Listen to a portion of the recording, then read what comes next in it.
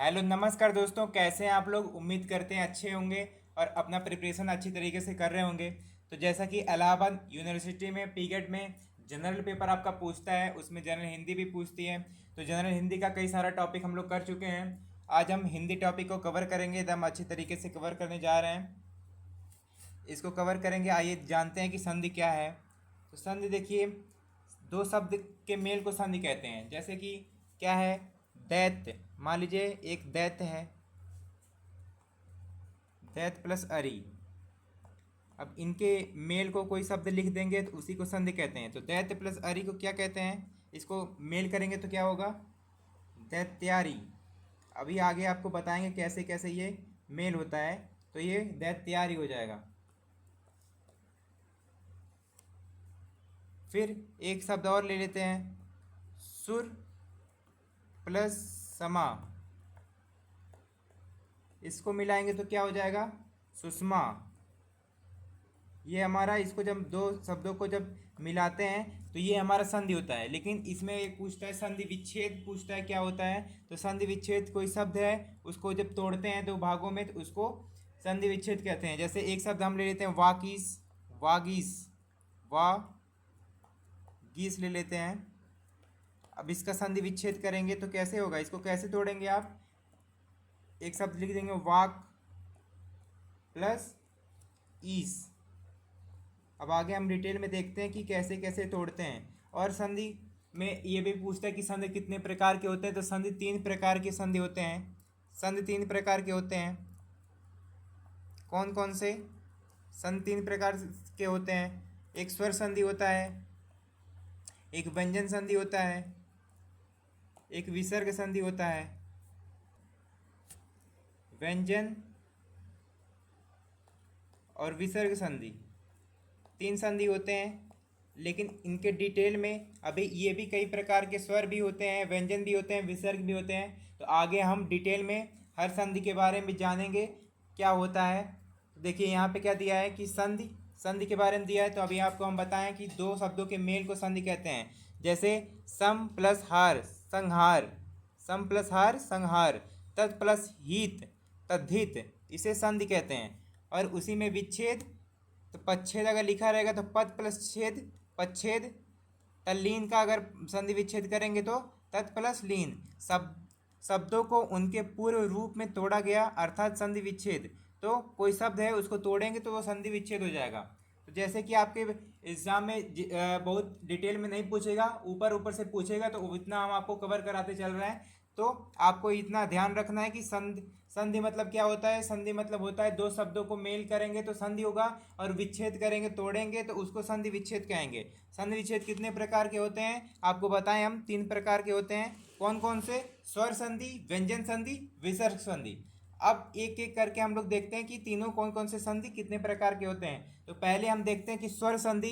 स्वर संधि क्या है, जैसा कि जब दो स्वरों के परस्पर योग या मेल से विकार शब्द के रूप में बदलाव आए उसे स्वर संधि कहते हैं। जैसे भोजन प्लस आलय भोजनालय, भोजन प्लस आलय भोजनालय हो जाएगा। यहाँ पे आ प्लस आ का मेल हो रहा है। देखिए यहाँ पे अंतिम में भोजन, न के बाद आ रहा है ना, बोलने पे आ रहा है, और प्लस आलय, आ मिलके भोजनालय हो जा रहा है, बड़ा आ हो जाएगा। तो ऐसे अतः स्वर संधि है।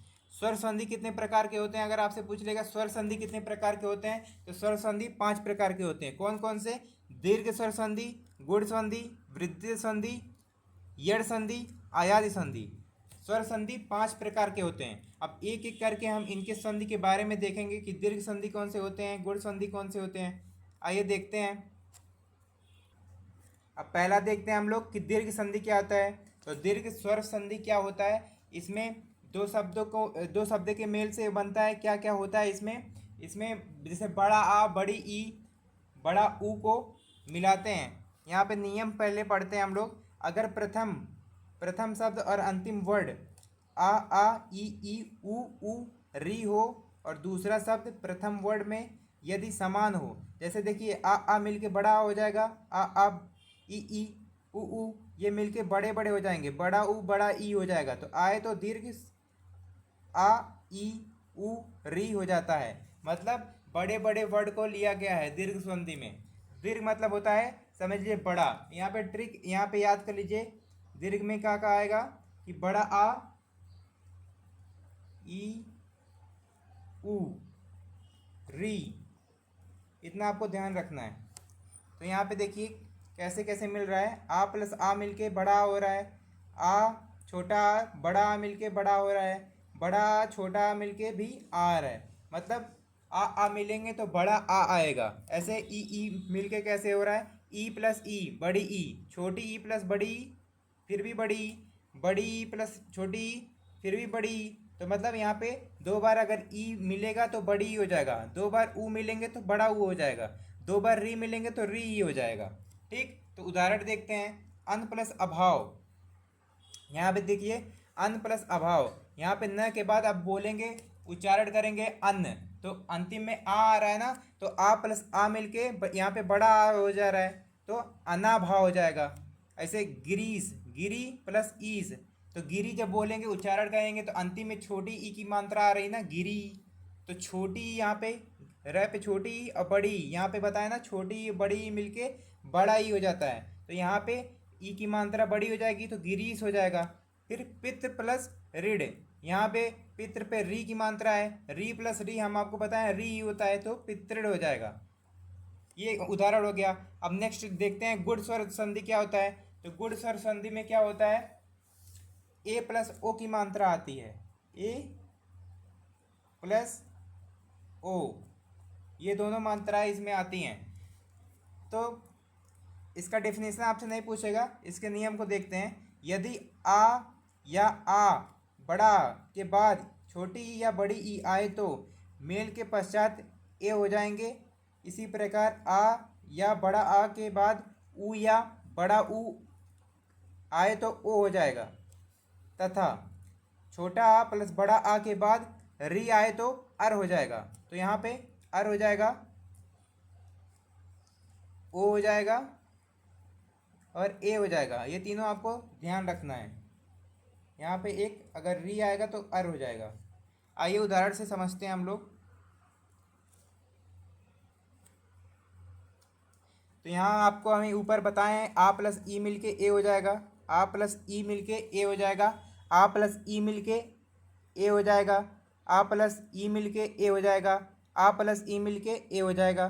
तो ऐसे ऐसे यहाँ पे ए हो जाएगा, फिर आ प्लस ऊ, मतलब ऊ जिसके साथ मिलेगा ओ हो जाएगा, ऊ अगर कहीं भी मिल रहा है तो वो ओ हो जाएगा, और री मिल रहा है तो अर हो जाएगा, री मिल रहा है तो आ के साथ अगर री मिल रहा है तो अर हो जाएगा। उदाहरण में देखिए देव प्लस ईस, देव देखिए उच्चारण करने पे आ रहा है ना अंतिम में, उसमें ई, आ प्लस ई जोड़ेंगे तो ए हो जाएगा, तो देवेश। यहाँ पे देखिए व पे ए की मात्रा आ गई। महा प्लस उत्सव, महा देखिए अंतिम में आ रहा है, अंतिम में आ रहा है महा में, फिर उत्सव ऊ आ रहा है, तो आ प्लस ऊ मिल के क्या होते हैं, ओ होते हैं, तो यहाँ पे महोत्सव। तो ये उदाहरण हो गया। अब वृद्धि संधि देखते हैं। वृद्धि स्वर संधि क्या कहता है, इसमें कौन से वर्ड आते हैं, तो वृद्धि में ए प्लस औ आते हैं,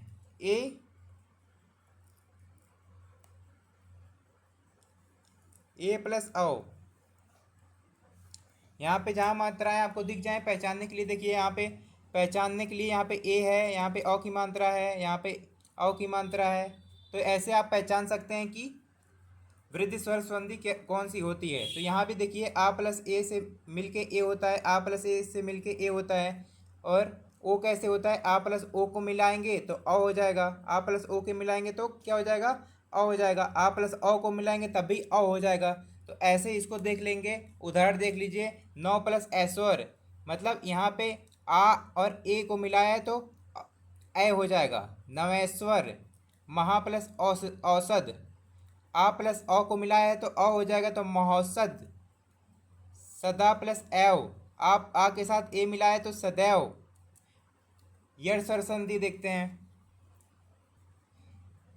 यड़ स्वर संधि में एक ट्रिक यहाँ पे होता है। मान लीजिए कोई भी शब्द लिखा है, यहाँ पे उदाहरण से आपको समझाते हैं डायरेक्ट। उदाहरण इसका कहाँ है, ऊपर है।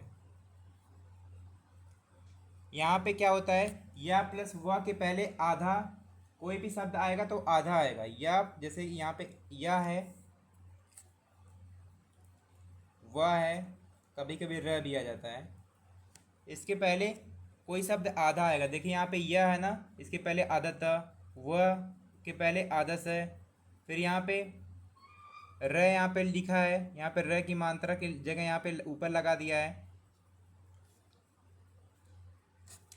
तो यहाँ पे इसके पहले आधा आ जाएगा तो आप समझ सकते हैं इसमें यड़ स्वर संधि होता है। या के पहले देखिए तय आ गया, वह के पहले आधा से आ गया, अति प्लस उसमें अति उसमें, सु प्लस आगम स्वागम। इसको थोड़ा आपको बता देते हैं और डिटेल में। यड़ स्वर संधि, यदि प्रथम शब्द के अंत में ई उ री हो तथा दूसरे शब्द के प्रथम वर्ड में भिन्न आए तो इसके मेल में यड़ स्वर संधि कहते हैं। यदि ई उ री भिन्न स्वर हो, ये नियम है, या यू ए यो यो हो जाता है। यहाँ पे देखिए इसके मेल को क्या कहते हैं, ई प्लस आ या हो जाएगा, ई प्लस बड़ा आ या हो जाएगा, ई प्लस उ यू। तो ऐसे ही इसका मिलाप होता है। उ बड़ा उ प्लस बड़ी ई को मिलाएंगे तो वी हो जाएगा, छोटा उ ए को मिलाएंगे तो वे हो जाएगा। ये हमारा यड़ स्वर संधि हो गया। अब लास्ट हमारा बचता है सबसे इम्पोर्टेंट अयादि स्वर संधि। अयादि स्वर संधि में क्या आता है, आय आओ आय आओ, ये ज़्यादा इम्पोर्टेंट है। तो ये कैसे बनता है इसको आप लोग देख लेंगे। ए प्लस अ मिलके आय होता है, ओ प्लस आ मिलके अ होता है, ए प्लस ई मिलके आई होती है। इसको आप देख लेंगे।